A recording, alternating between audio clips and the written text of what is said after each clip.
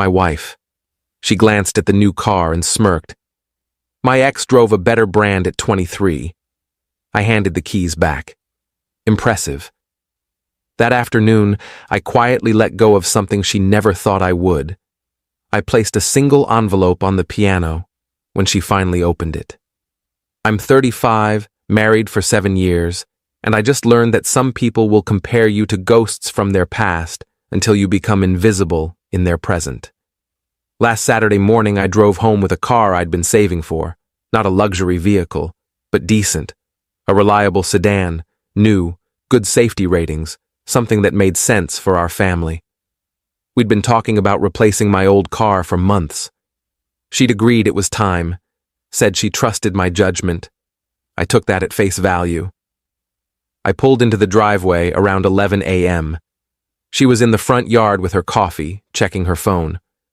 Looked up when she heard the engine. I got out, feeling good about the purchase, about being responsible, about taking care of something that needed taking care of. What do you think? She walked around it once, didn't smile, didn't say congratulations or thanks for handling this, just walked around it with this expression I couldn't quite read. It's fine. Just fine? She shrugged. My ex drove a better brand at 23. I stood there holding the keys, processing what she'd just said, how she'd said it, the casual dismissiveness, the comparison to someone from over a decade ago. Impressive. What? That he had a better car at 23, very impressive. I'm just saying you're 35. I expected something more. I handed her the keys. You should keep these then, since I clearly made the wrong choice. Don't be dramatic. It's a nice car. I'm just saying it could have been nicer. Compared to your ex. Compared to what we could afford if you'd wanted to actually impress me. I walked inside. Didn't slam the door. Didn't yell. Just walked inside and sat in my home office for about 20 minutes trying to understand what had just happened. This wasn't the first comparison. Over the past year, her ex had become a frequent reference point. How he'd been more ambitious at my age. How he'd traveled more. How he'd taken risks I wouldn't take. Always casual, always just a comment, never quite crossing the line into obvious cruelty, but adding up, accumulating, building into something I'd been trying to ignore. I opened my desk drawer, pulled out a folder I'd been keeping for about 3 months, documents I'd started organizing after a conversation with a lawyer friend over beers. Nothing serious, he'd said. Just good to have your ducks in a row, just in case. I'd told him I was being paranoid, that we were fine, that every marriage has rough patches. He'd looked at me and said, if you're thinking about talking to a lawyer, you're not being paranoid, you're being awake. I pulled out the envelope I'd prepared, sealed, ready to go. Had been sitting in that drawer for 2 weeks while I tried to decide if I was overreacting, if I was being too sensitive, if I should just communicate better. The car comment made my decision for me. I went downstairs. She was in the living room now, scrolling through her phone on the couch. The piano sat against the far wall, where she practiced most evenings. She was proud of that piano. Played since childhood, kept it beautifully maintained, frequently talked about how it was one of the most important things in her life. I placed the envelope on the piano bench, plain white envelope, her name on it in my handwriting. She looked up. What's that? Something you should read when you're ready. What is it? Read it when you're ready. I grabbed my laptop bag, my phone charger, and my keys to the old car that was apparently so disappointing. Left before she could ask more questions. Checked into a hotel about 30 minutes away. Not far, just far enough to think clearly. Texted her, taking some space, read the envelope, we'll talk after. Update 1. She called 17 times in the first hour. I didn't answer. She texted, what is this about? Why are you being so dramatic? Is this because of the car comment? I was joking. You're seriously leaving over a joke? Call me back. This is ridiculous. I turned my phone on, do not disturb, and ordered room service. Around 8 p.m., My phone showed 32 missed calls. I turned it back on just to check texts. One from her, time-stamped about 20 minutes ago. I opened it. Nothing else. I waited. 10 minutes later. We need to talk. Me. I said we'd talk after. I meant after I'm ready, not after you're ready. Her. This is insane. You can't just leave separation papers and disappear. Me. I can, and I did. You wanted more. You kept comparing me to your ex. You wanted someone more impressive. I'm giving you the opportunity to find that person. Her. I don't want a separation. Me. You've been telling me for a year that I'm not enough. I'm just making it official. Her. I never said that. Me. You've said it 100 different ways. My ex did this better. My ex earned more at this age. My ex drove a better car. My ex traveled more. My ex was more ambitious. I've been listening. I got the message. Her. Those were just comments. Me. Those were comparisons, and I'm tired of losing to a ghost. She didn't text back after that for a while. Around 10 p.m.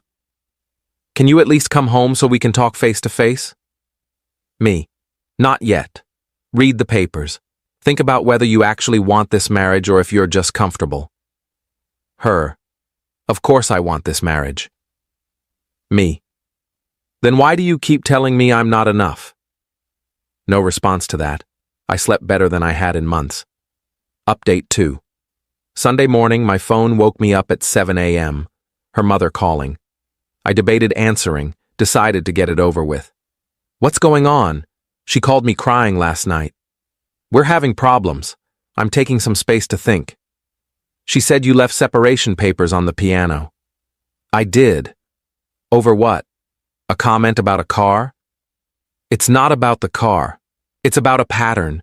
She's been comparing me to her ex for a year. The car was just the final straw. Everyone makes comparisons sometimes. Not like this, not constantly, not in ways designed to make me feel inadequate. She's just stressed with work. She doesn't mean anything by it. Then she should stop saying it. But she doesn't. Because she does mean it. She's disappointed in who I am. I'm not interested in spending my life with someone who wishes I was someone else. You're throwing away 7 years over some comments? I'm acknowledging 7 years of trying to be enough for someone who's made it clear I'm not. That's not throwing away. That's accepting reality. She loves you. She loves the idea of me being different. That's not the same thing. Talk to her. Work it out. That's what marriage is. Marriage is two people choosing each other. She's been choosing a memory of someone else. I'm just making space for her to be honest about that.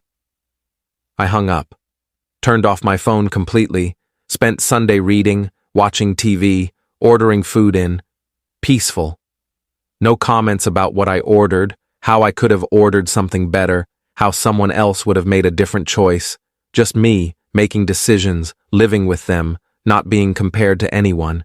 It felt good, really good. Update 3 Monday morning. I turned my phone back on. 46 missed calls. I scrolled through texts. Her, mostly.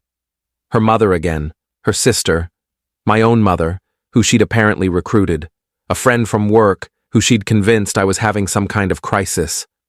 The manipulation was impressive, I'll give her that. I called my mom first. Are you okay? She said you're not acting like yourself. I'm acting exactly like myself, for the first time in a long time. She said you left over a misunderstanding. She told me my new car wasn't good enough compared to what her ex drove at 23.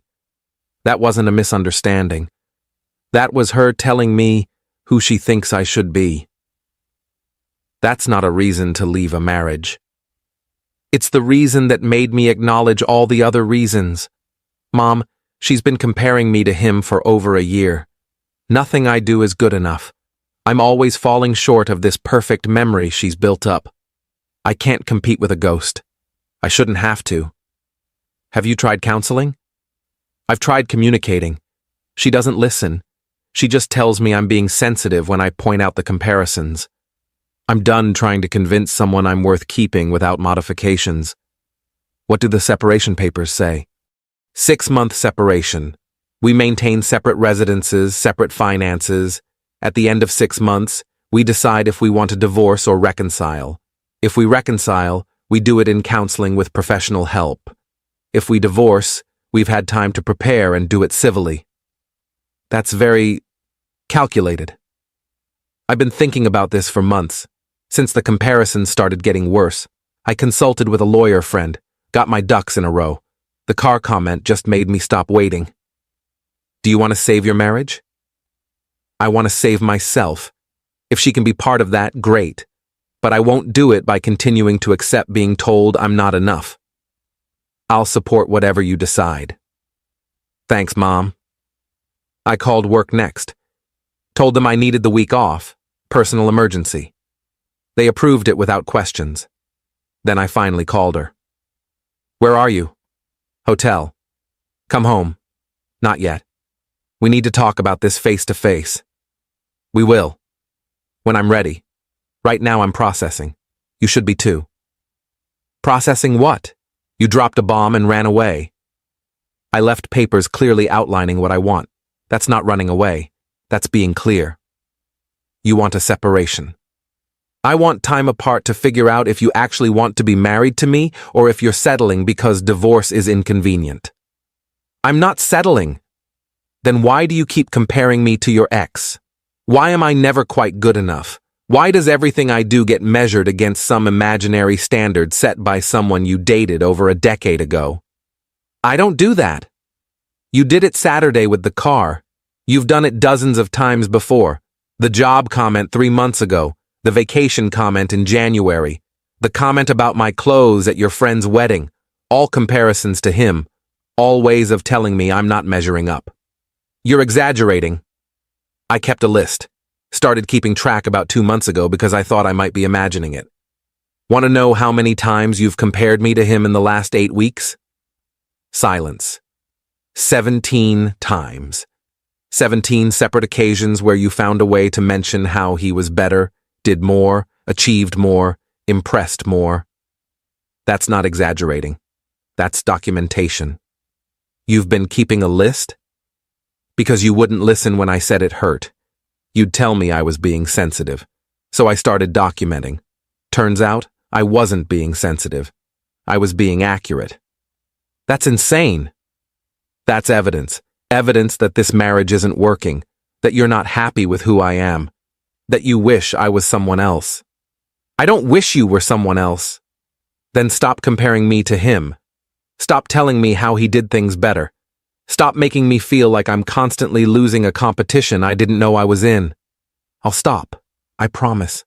Just come home.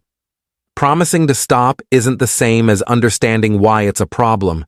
You need to figure out why you keep doing it. Why you can't let him go. Why I'm not enough as I am. You are enough. Then prove it. Spend the next few weeks thinking about why you feel the need to bring him up. About what you're really looking for. About whether you actually want to be married to me or to some ideal version you've created that doesn't exist. This is cruel. This is necessary. Read the papers. You have my lawyer's information. If you want to fight the terms, do it legally. But I'm not coming back until we both have time to think. I hung up. Update 4. Tuesday afternoon, I got an email from my lawyer friend. She'd had her lawyer contact him, wanted to negotiate terms of the separation.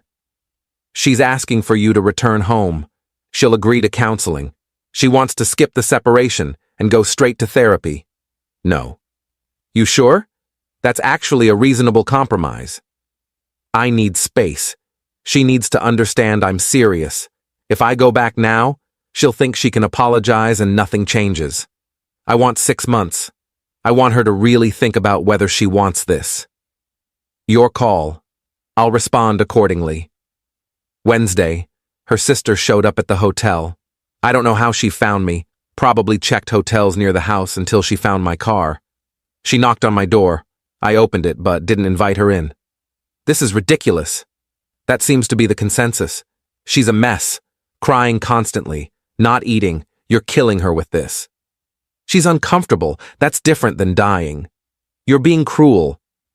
I'm being clear. For 7 years I've tried to be enough. It's never been enough. So I'm stepping back and letting her decide if she actually wants me or just wants someone to fill the husband-shaped hole in her life. She wants you. She wants the idea of me being different. She wants me to be more like her ex. I'm not him. I'll never be him. And I'm done trying to compete with a memory. Those comments meant nothing. They meant something to me. They meant she sees me as lacking. I can't be in a marriage where I'm constantly falling short. Everyone has insecurities. This isn't about insecurity. This is about being told repeatedly that I'm not what she wanted. I'm just accepting that truth and giving her space to find what she actually wants. What if what she wants is you? Then she'll spend the next 6 months figuring out why she kept comparing me to someone else, and we'll go to counseling, and maybe we fix this. But I'm not skipping the hard part just because it's uncomfortable. You're punishing her. I'm protecting myself. Big difference. She left. I ordered dinner and watched a movie. Final update. It's been 5 months now. We've been separated the whole time. She moved back to her parents' place after the first month. I got my own apartment, a small 1-bedroom that's just mine. We've done 3 sessions of counseling so far. Started last month after she finally agreed we needed professional help. First session, the therapist asked her why she'd compared me to her ex so frequently. She tried to downplay it, said it wasn't that often. The therapist looked at me. "Do you have your documentation?" I pulled out my phone, read out 17 examples from just 8 weeks, dates, times, exact quotes. Her face went white. I didn't realize. "That's the problem," the therapist said. "You weren't conscious of the pattern, but the pattern exists, and it's damaged your partner significantly." Second session, we talked about why she did it. Turns out her ex was the one that got away in her mind. They'd broken up because he'd moved for work and she hadn't wanted to follow. She'd spent years romanticizing what could have been, built him up into this perfect ideal that no real person could match. "I think I wanted you to be him," she admitted. "Not consciously. But I wanted you to make me feel the way I remember feeling with him." "That's impossible," I said. "You were 23. Everything feels different at 23. I can't recreate a feeling from a different time in your life. I can only be me now, as I actually am." Third session, she asked what it would take for me to consider reconciliation. "I need to know you actually see me, not a project, not a disappointing substitute for someone else. Me, as I am.